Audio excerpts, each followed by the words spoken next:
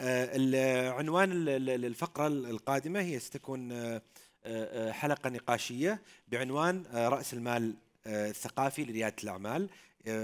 يتكلم عن محددات الهوية لرواد الأعمال، محاولة لأن نرسخ فهمنا للهوية من خلال قصص ناجحة في عالم الفن. اللي سيدير هذا الحوار هي الأستاذة وفاء بالقاسم، الرئيس التنفيذي لمراقبة التمويل الثقافي CFW، والضيوف سيكونون الأستاذة دانا فاروقي، أمينة ومستشارة ثقافية، الأستاذة سوزان لين، أخصائية مشاركة في كريسترز ومؤسس ميدت آرت، والأستاذ بندر الوزان مدير معرض الفنون. فليتفضلوا، يستحقون التحية.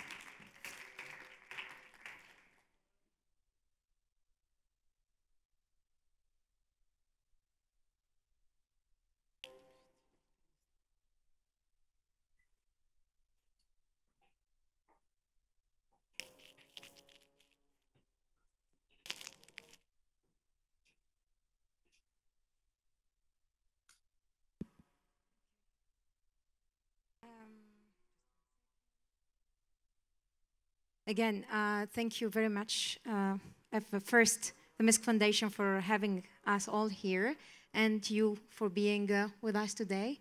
I will just, since the introduction has been done, but I just want to make the link between the conversation that has been going on the past few days with this conversation. We have seen very exciting conversation about the past days from creatives, architects, artists, this debate about constructing, deconstructing the role in creating our sense of belonging, our identities here and within the program Takwin. And I think today we will bring the role and the perspective and what you as Artpreneur bring into that debate and that perspective. I will start with you, Bandar, so you can tell us a little bit more about what you do, and then we'll start with the questions. Yeah, of course. Can you hear me? Okay, great. First of all, I just want to say thank you to MISC for having me. مشكورين ما قصرتوا. It really means a lot to allow me to speak in front of a really cool community. So my name is Bandar Al-Wazan. I run an art gallery called Bawa. I launched it last year. And since I launched it, we've had about 12 exhibitions, 12 solo exhibitions with Khaliji artists. And currently we're ending the year with a solo exhibition with Ahmed Matar, a collaboration with Ahmed Matar and Hind Al-Saad that presents the first infinite exhibition in the region with an infinite series of artworks. It never ends and each artwork is unique. Thank you, Suzanne Sikorski. Susie. Sorry.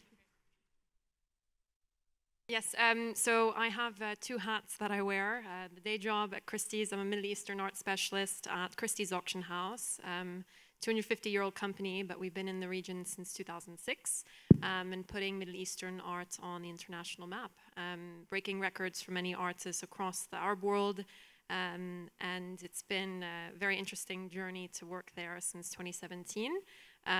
Normally operating 2 sales per year, but now changing it to be private sales and different hybrid types of auctions. When I'm not doing Christie's, I am a storyteller. I run a digital art platform called Mid-East Art that was started from when I was in New York, always interested from the region. And I had a Fulbright scholarship to live in Dubai, and all of these older modern artists across the Gulf, it's a lifelong project of tapping into their histories. So. Thank you, Susie. Dana Farouqi is with us today through the virtual connection, but we're really very happy to have you. غنية عن التعريف, but can you tell us a little bit more what you're doing now?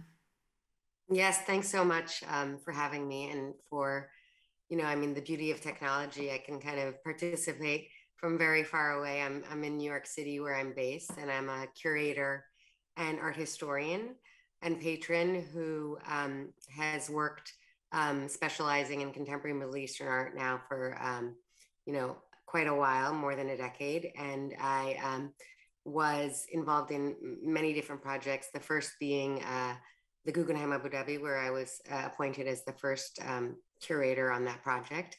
And I've spent my career working in this field and also trying to ensure that Western institutions have inclusive narratives that amplify voices of contemporary Middle Eastern artists.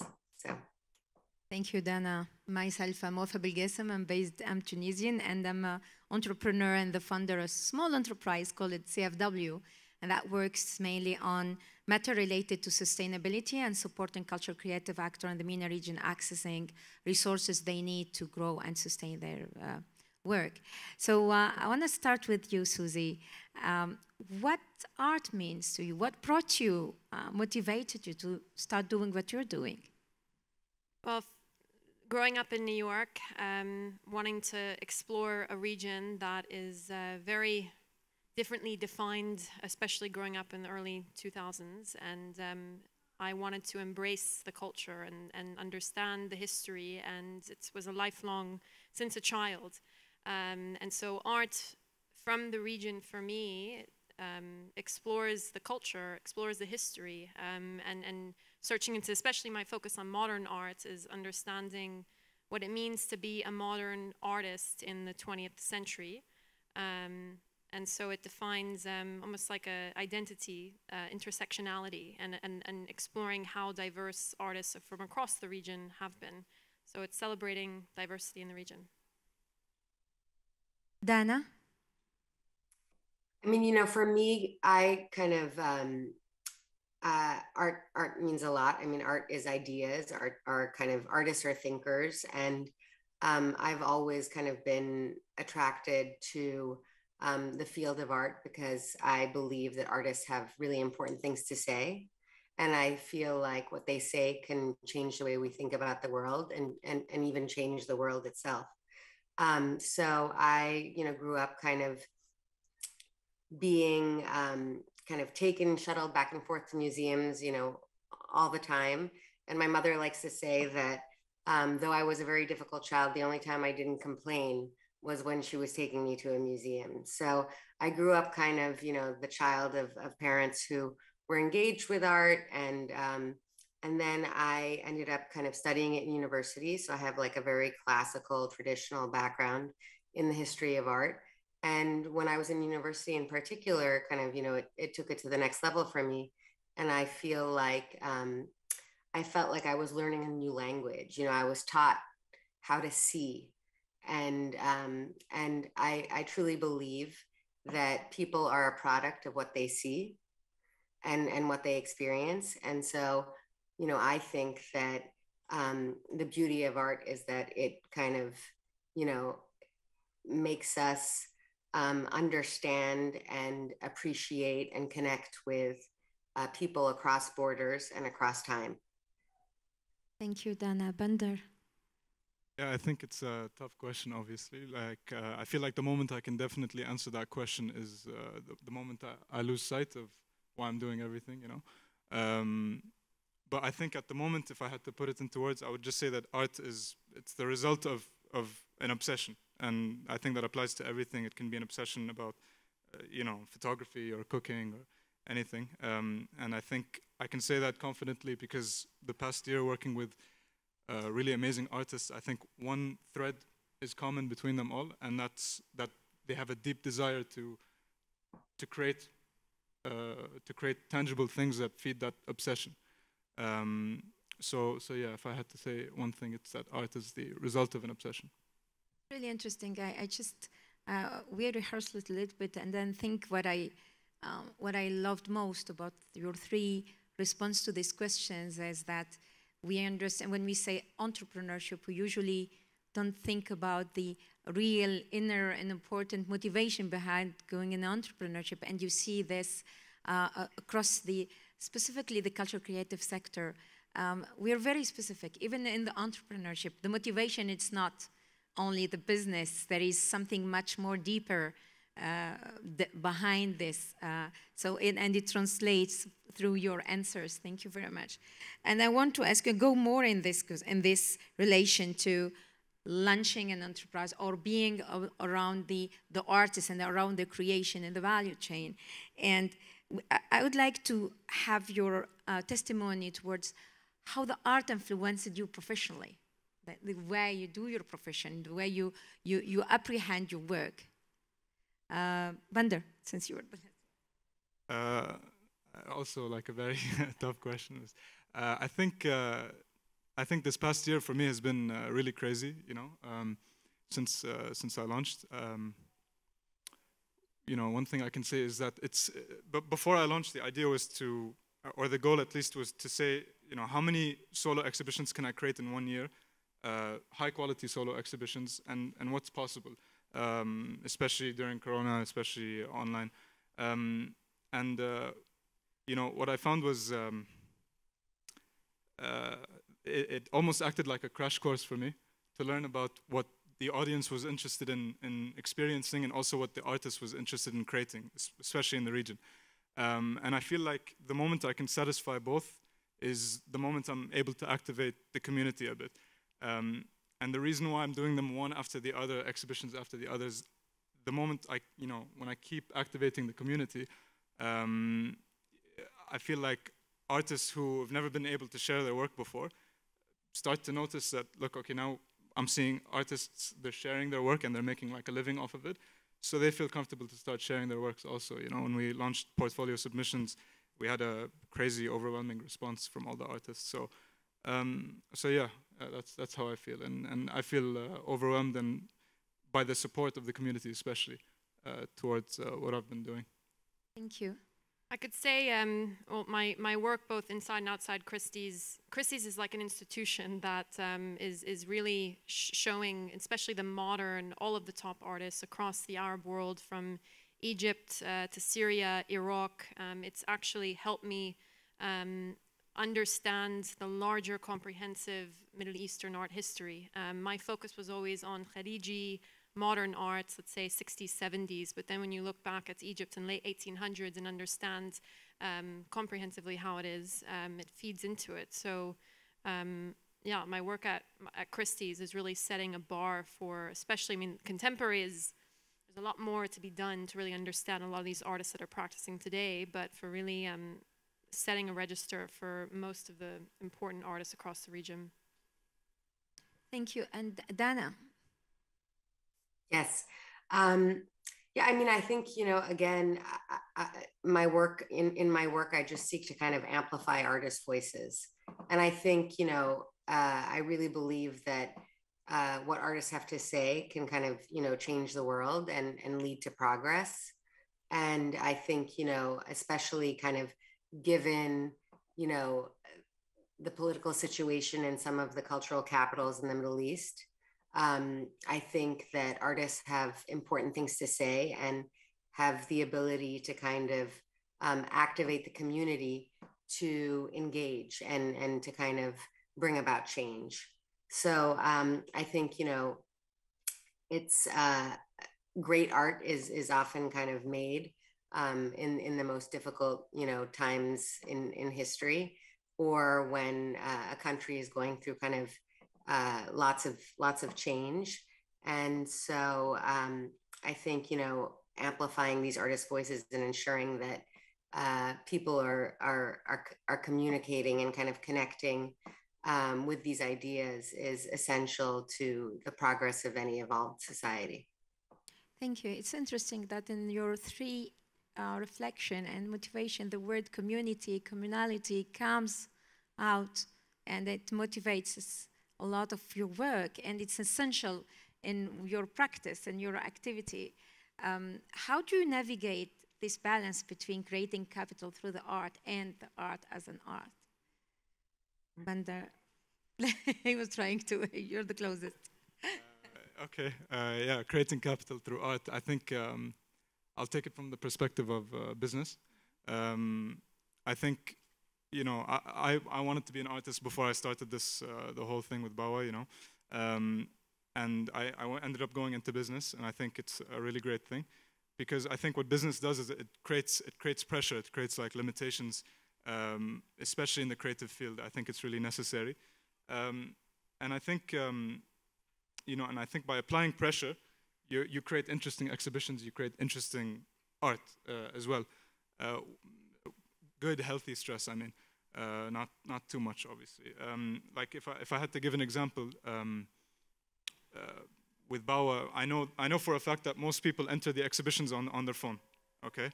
And I know the average time people spend scrolling through an exhibition.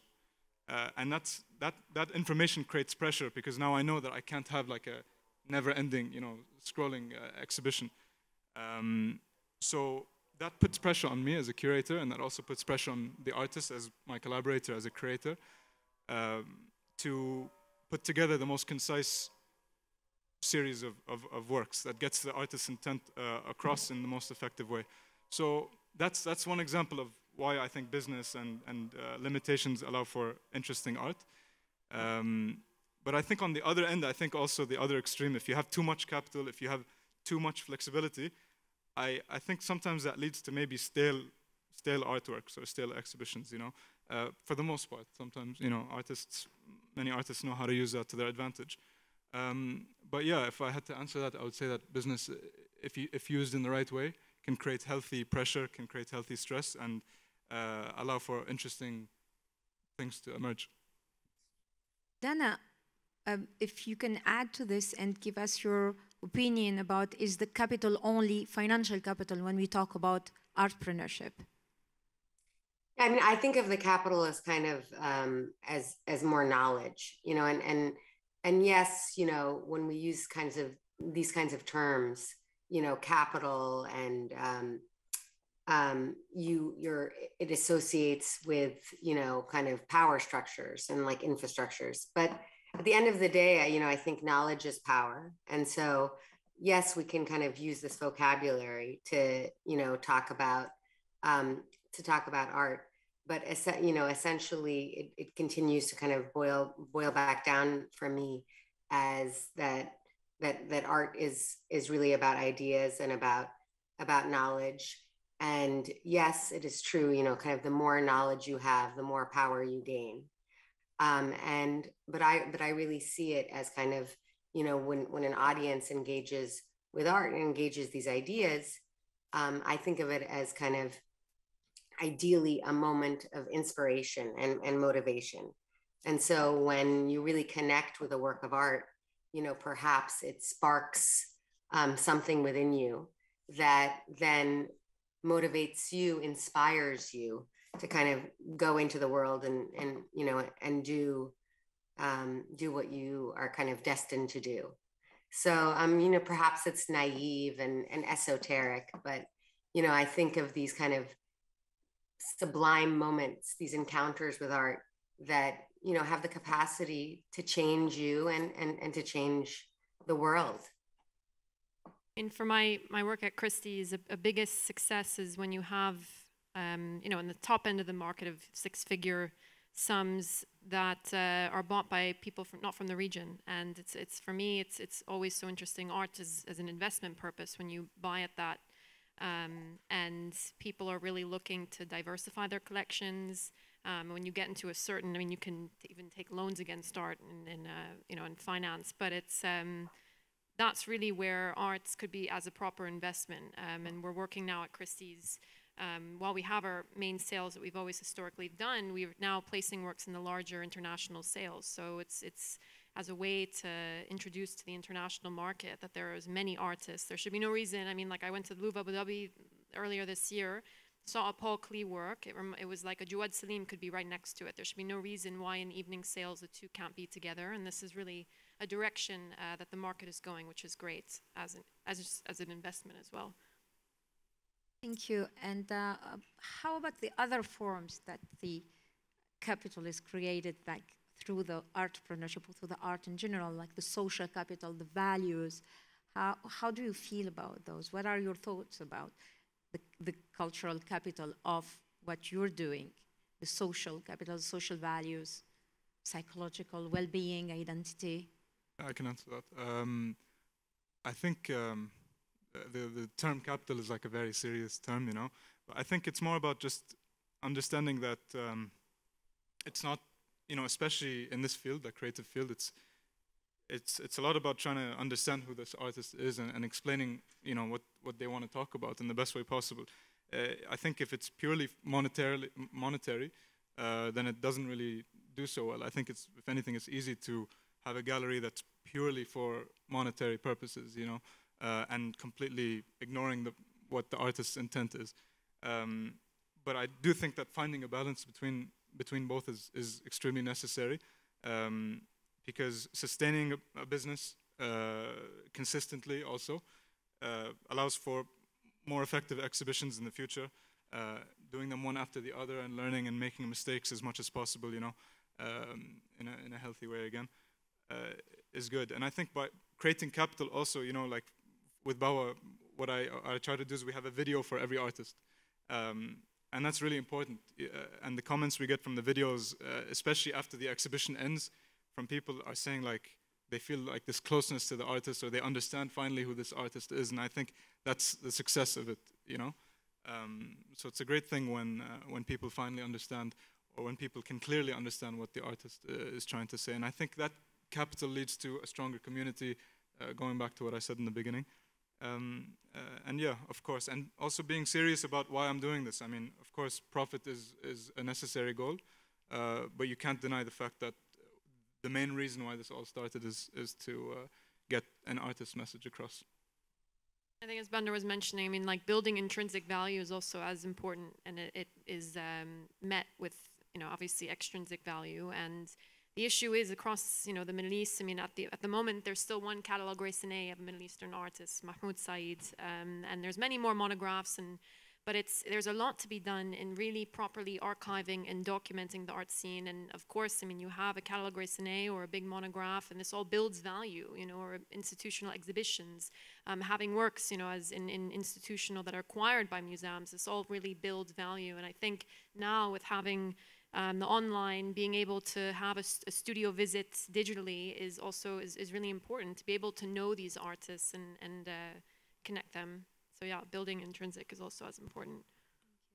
Dana, do you have anything to add to this, or?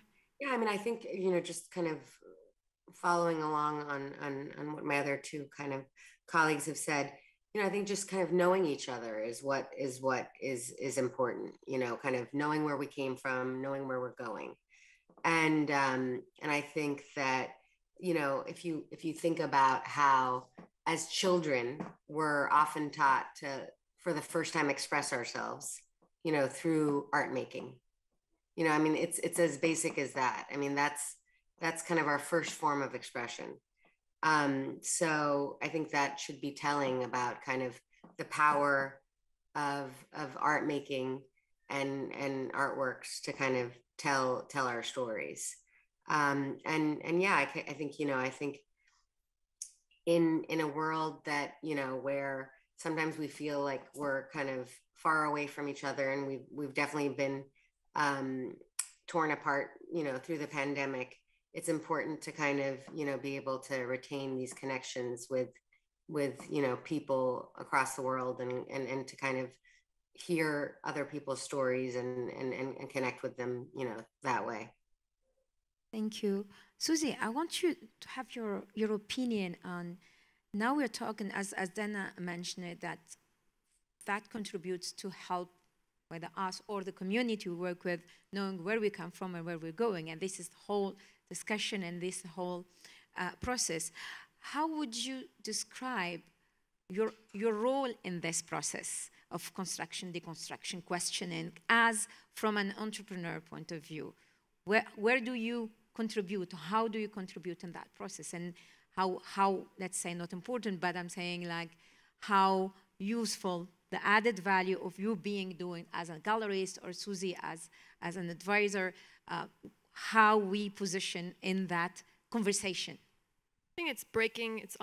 I never studied art history and studied international politics. And if I did study art history, I would have spent more time unlearning art history. And I think working in a department, and as my first friends in the art world were actually from Riyadh, and it was like an incubator for thinking outside the box and innovative, and in a way that wasn't any type of isms that the West has kind of clearly categorized, and it's challenging ways of seeing, you know, and the more that you learn about these artists that early on, the 50s and 60s, and they, you know, artists like Marwan shared a studio with Baselitz, or Ed Moses and Huguette Caland in California, and all of these artists, there's so many, you start to shatter the way traditional models of history are. And the more you do this, you see institutions that are following suit, their acquisitions, they're obviously they're setting aside a budget to now have art from across the world. And the more you, I wouldn't say buy into this, but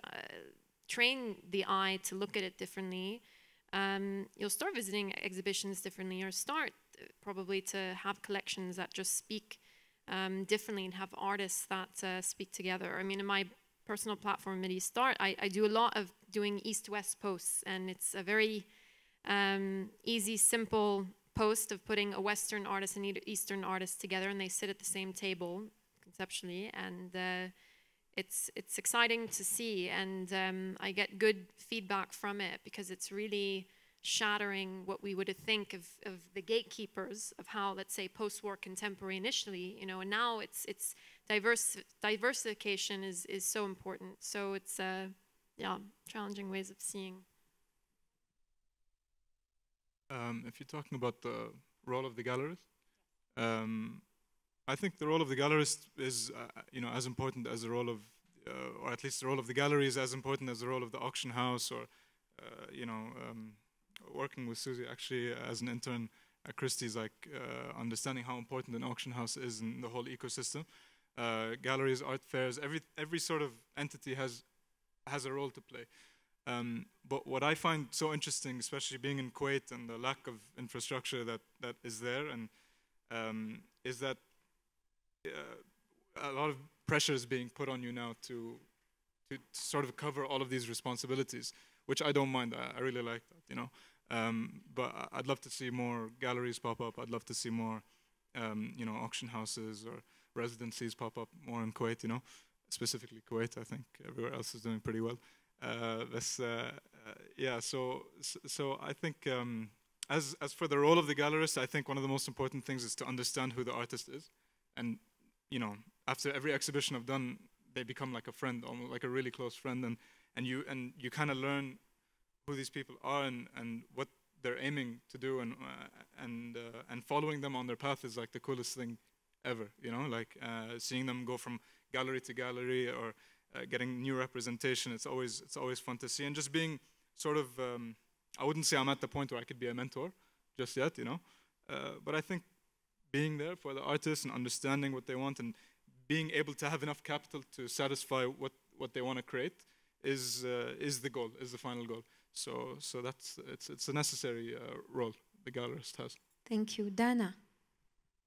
Yeah, I mean, so a curator's role is kind of, you know, similar in a way to kind of what was said previously. But I think I see it as kind of twofold ultimately.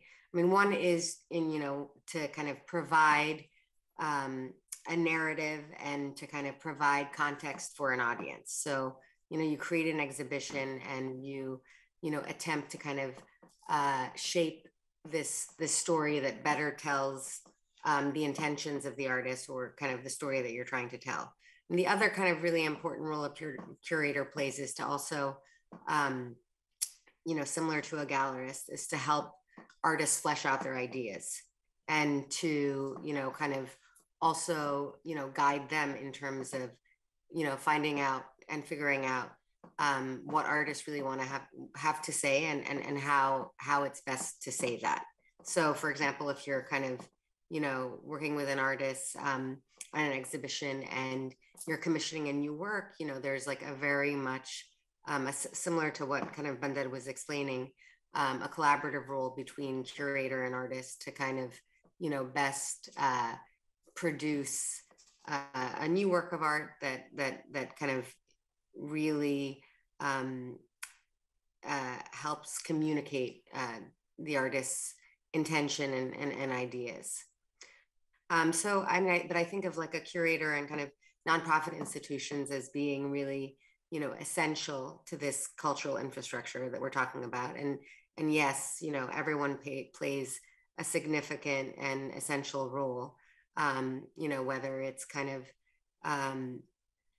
a larger nonprofit institution, a big museum, or kind of a small scrappy one that kind of works with really emerging artists on kind of exciting fringe projects, or whether it's, you know, a gallerist, or an art fair, or art critics, you know, who then kind of, you know, play another significant role, or you know, who review and kind of and then represent what artists are trying to say, you know, in their own way. But all of us kind of, you know, work in this like symbiotic way to better support and really encourage the kind of cultural landscape. Thank you, Dana. There are, like, in the last few minutes of the conversation, two words that I cherish a lot came in the discussion, is ecosystem and community again. And I just like to emphasize, like, I feel the same thing than you when what my company does, CFW, is about like there is a kind of communality in what we do. And there is, I think, more and more in the MENA region, there is more better understanding and more awareness, both from the community of practice itself, but also decision maker, policy maker, towards that now we have to have this ecosystem approach to how we represent, think, develop, reflect on the art and, let's say, cultural creative industries in general. And I think we need more of those spaces that we get together, and in terms of the different player of the ecosystem, the gallerist, the curator, the entrepreneur, the fundraisers, and I think this kind of approach to supporting those people to connect to each other is much also needed within our ecosystem. And I would like to know from your own experience in your different ecosystems practice, those opportunity to getting together to communicate around the promotion or around the construction, deconstruction, reflection on arts and history and heritage.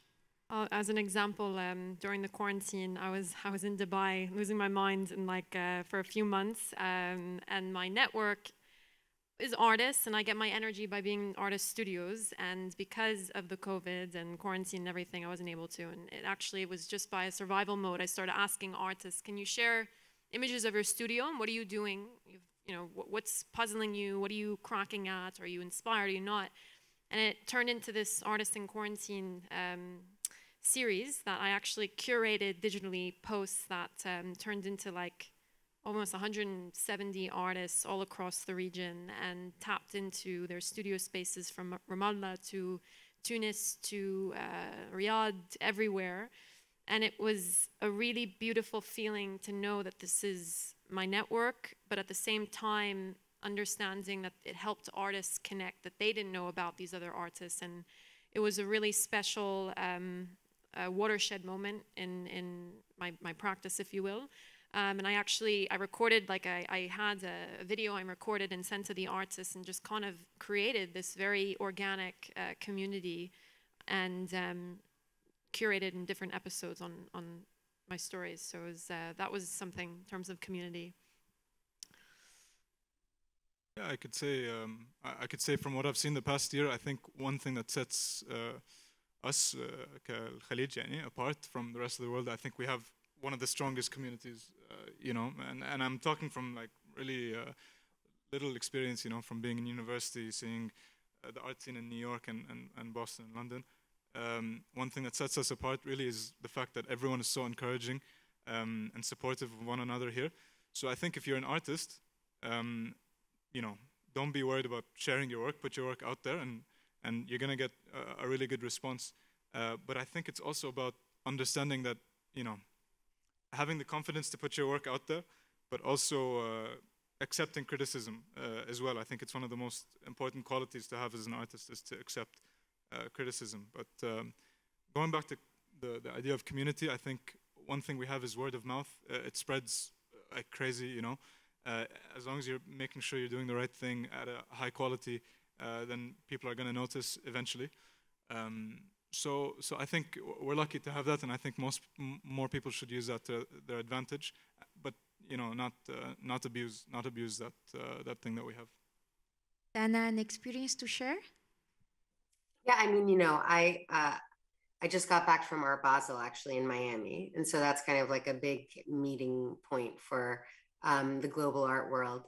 And although that was it was great, and it's great to see kind of movers and shakers and kind of players in so many of these kind of international institutions, I always really valued, like I spent 8 years living in Dubai, and I really valued being part of a smaller art world and a more tight-knit community. And I always felt like, every time, we were together in a place like at the Sharjah Biennial or at Homeworks in Beirut, an incredible kind of happening that hasn't happened for a couple of years now, that I'd look around the room and, and I saw kind of a couple hundred people who were all kind of working together at really trying to achieve, a similar kind of goal, which was to support artists working in the region, in the Middle East specifically, and also to support kind of the infrastructures that were trying to ensure that there was this energy and livelihood and kind of dynamic sensibility that really would flourish across the region. So I really value kind of being part of like a smaller art world that within the larger art world, and have always kind of enjoyed trying to kind of focus specifically on contemporary Middle Eastern art and trying to kind of support that community as much as I can. Thank you. I share the same experience with, like you, Susie, for the COVID. And I am maybe not the opposite to you, but Dana, but I am really Mediterranean. Like I have this Mediterranean part of me that the more there are people, the better and the happier I am. And during the COVID, there was some good between brackets for the COVID. We used to organize an event that brings the whole ecosystem around the culture creative industries in Tunisia together within a closed space where those who support the creative sector, whether they are funder or investors or they are technical support people, to meet together and to know what everyone is doing. And of course, the COVID came and it was impossible for me to imagine. The last edition was like 200 people in the same room. And I was like crying. I said, the day is not happening. But then the technology happened, and then COVID has accelerated a lot of this. And we started this online event, or the online gathering, which is over 24-hour, called it the Resource Mobilization Digithon, where we invited art funders / investors / supporter incubator to be there and explain to the community what they are doing and what I have a friend here who her institution was there, and it was really nice, like that feeling of despite COVID, we're all in the same, even if it's virtual, the pleasure, the information, the support that you felt that you are a community. Because let's face it, in many countries in the region, the ecosystem, the environment is not that enabling and that empowering. And that the feeling that there is some help, there is some support, whether it's a small or big, that understanding that there is others around you, that you can do things together, was really, really, really amazing. And we're very happy now. I invite you all to we're organizing very soon the Resource Mobilization Info Day in a few months for the MENA region. So anyone, my house is open, and I'd love to see the biggest community in the art in the MENA all together. Do you hate me for organizing this? No, I'm kidding. It's great. So just before we close, any words to add before I summarize and we open the floor for the questions? I think community has been really defined now, especially after COVID, of purely who you have dialogue with. I mean, we're all a community here right now, or a community could be your network on social media, or, you know, it's, and I've had a lot of people, even back in the UAE, of people that are really understanding my communities, people who are hearing me, and I'm going to have a space and create, you know, a space that interacts with people that are hearing me and in communication. So I think COVID has definitely enhanced that of who are you in dialogue with, and it could be 2 people or it could be 100. Thank you. I think we're as small community here on stage talking, and we're very open. Oh, I think there is the pools first. شكرا لك وفاء. قبل أن نبدأ في الأسئلة بس بنعرض عليكم استفتاء إذا ممكن أن تشاركوا به عبر الكيو آر كود. تدخلون عن طريق الكيو آر كود وتجاوبون. إلى أي مدى تعتقد أن الفن يساهم في تشكيل القيم الثقافية للمجتمع وأعماله؟ من 1 إلى 10. 1 أنك لا تعتقد، 10 أنك متأكد جدا.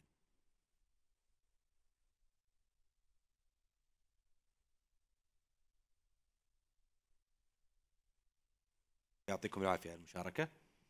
وفاء ممكن تبدأين بالتعليق على الاستفتاء وبعدين تأخذين الأسئلة. تفضلي. Okay. Seems like the majority thinks that we have lots of value to add and the other values in addition to the financial values, and that's really makes me happy. And I encourage us to keep doing what we're doing, because artpreneurs are the one who is struggling the most to find a place in different ecosystems. But I think we're not doing this for the money. We know all this. We're just doing it. We know how important and the implication on social, on the society and the culture and the identity, and that's why that keeps us going. So we're very happy to hear from you around us and hear from other entrepreneurs and other experience. If you're here, that would be great.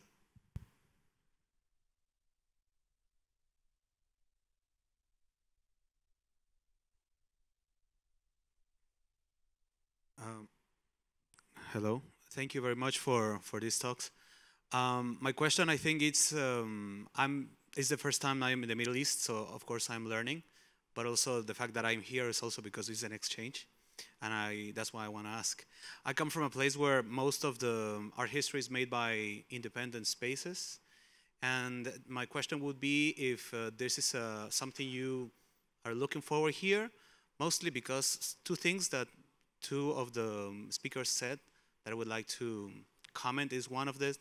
It was, even though it is true that knowledge gives you power, that sadly is partial truth. There's also, we live in a world when power is inherited, not necessarily a merit.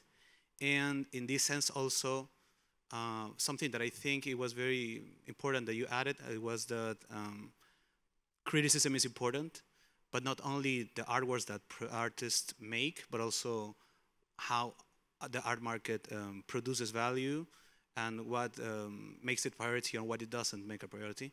So independent spaces make that. And my question would be, how do you think this can be a reality here? Is it a reality? Can it be? Thank you. I think this is for Dana. Yeah, I mean, I think independent spaces are essential, you know, and I think that, you know, it's great that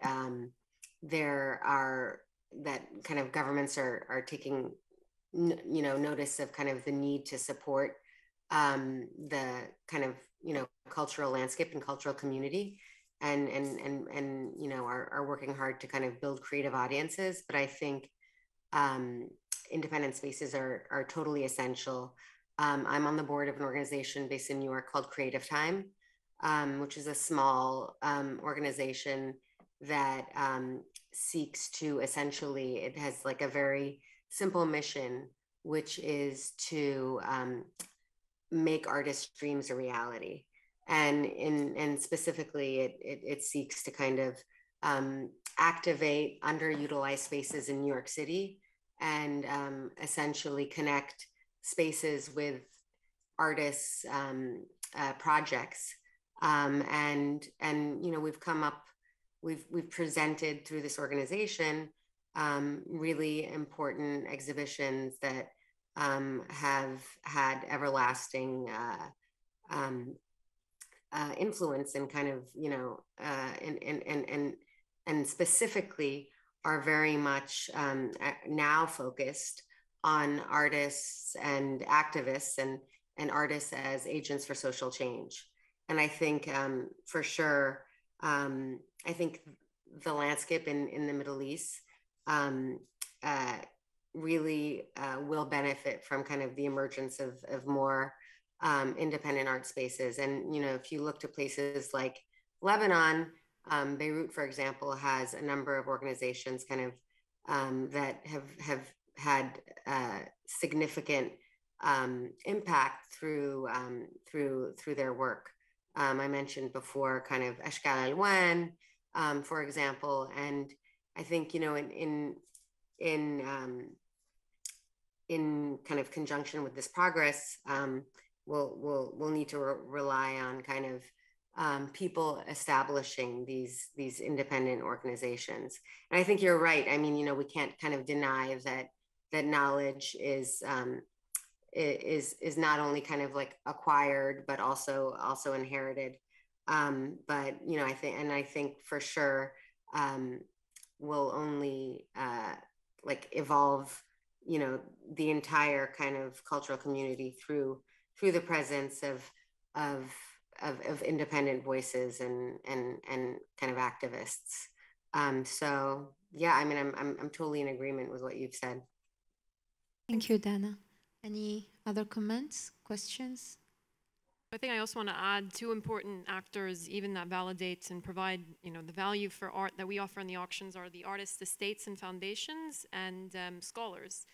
Without scholars, for instance, we offered a massive Iraqi collection coming from an American family that we worked directly with a scholar, Dr. Ahmed Naji, and he was an incredible resource. You know, without having his and many other scholars who are getting their doctorates, you know, studying abroad, it's all part of that. You know, and the estates that are working to document and properly archive. I mean, the Paul Garagossian Foundation, for an example, any works that we offer, of course, comes with a certificate, assurance, the authenticity, but proper research and archiving, getting the titles, the provenance, the image of the work in the exhibitions. I mean, these are all aspects that really provide value and assurance for buyers. Thank you.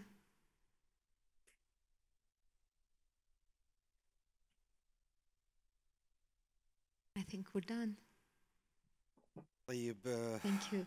وفاء، دانا، سوزي وبندر، شكرا على حديثكم الماتع. يعني استمتعنا جدا واستفدنا جدا، فيعني أرجو منكم أن تعطوهم تحية رائعة. شكرا جزيلا. تفضل.